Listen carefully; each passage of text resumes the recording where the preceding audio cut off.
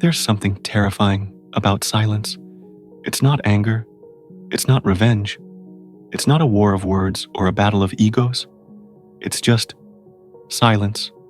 And that silence, it destroys people more than any act of retaliation ever could. You see, villains are often misunderstood.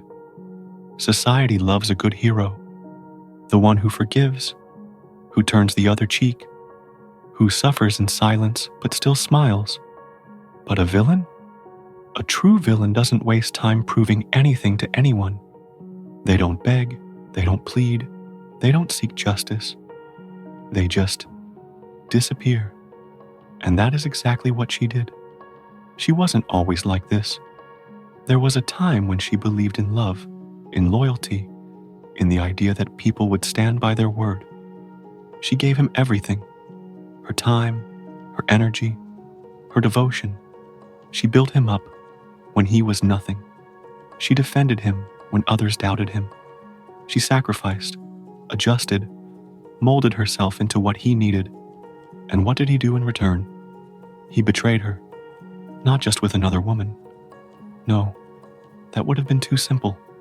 He betrayed her in ways that couldn't be fixed. He made her feel like she was too much, too intense, too smart, too ambitious. He belittled her dreams, mocked her kindness, and worst of all, he underestimated her. That was his biggest mistake, because the woman he thought was weak, the woman he assumed would beg, cry, and chase after him, she didn't do any of those things. She just left. No explanations, no warnings, no dramatic exits. One day, she was there, and the next, she wasn't.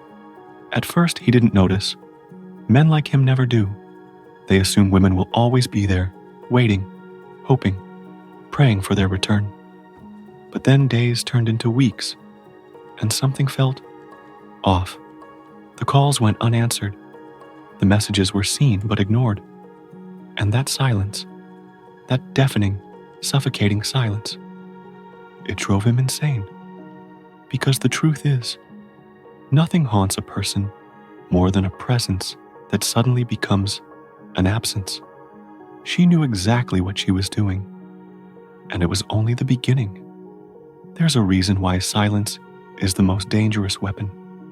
It doesn't just punish, it lingers.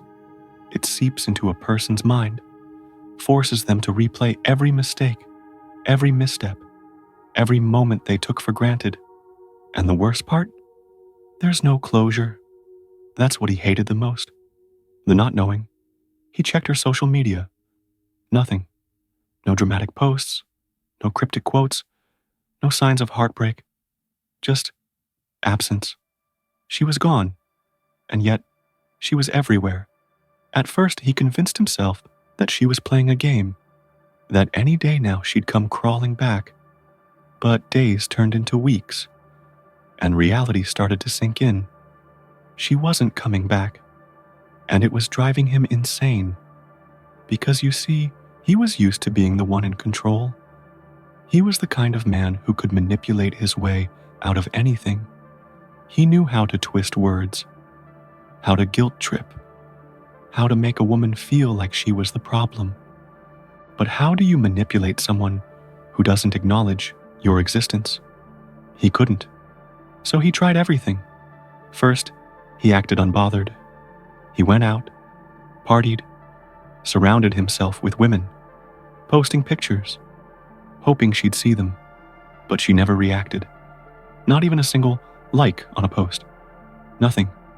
Then came the calls, the messages. At first, they were casual. Hey, hope you're doing well. Then, they became desperate. I don't understand what happened. Can we talk? And finally, they turned into anger. So that's it? You just leave without a word? You think you're better than me? Silence. That silence was eating him alive. Because deep down he knew. He had underestimated her. She wasn't the fragile, naive woman he thought she was. She wasn't the type to beg for love, to wait for an apology that would never come. No, she was something else entirely. She was a villain, not the kind that seeks revenge in obvious ways, not the kind that lashes out or tries to prove a point. No, she was far more dangerous than that. She made him feel his own absence in her life, and that was the real punishment. But here's the thing about a man like him. He couldn't let it go. He became obsessed, not because he loved her. No, it was never love. It was power. And the moment she took that power away, he realized just how weak he really was. He started showing up in places where he knew she might be. At first, he pretended it was coincidence. A quick smile, a forced, "Oh, hey, didn't expect to see you here." But she didn't react. She looked through him as if he was a ghost. It was infuriating. So, he tried harder. He found out she had been thriving, glowing even. New friends, new opportunities, new energy. She had reinvented herself, and she didn't need him to do it. That's when it hit him. She was winning. And he was stuck. Because, you see, villains don't seek revenge. They don't need to. Their existence alone is the revenge. And she had mastered the art of moving on, without a word. He couldn't stop thinking about her. She was everywhere and nowhere at the same time. In his mind, she became larger than life, haunting his every thought, every second of his existence. And yet, she never said a word. The silence was louder than any argument, heavier than any goodbye. He had always believed that closure was something he controlled, that he could break things off, come back whenever he wanted, manipulate a situation until it bent in his favor.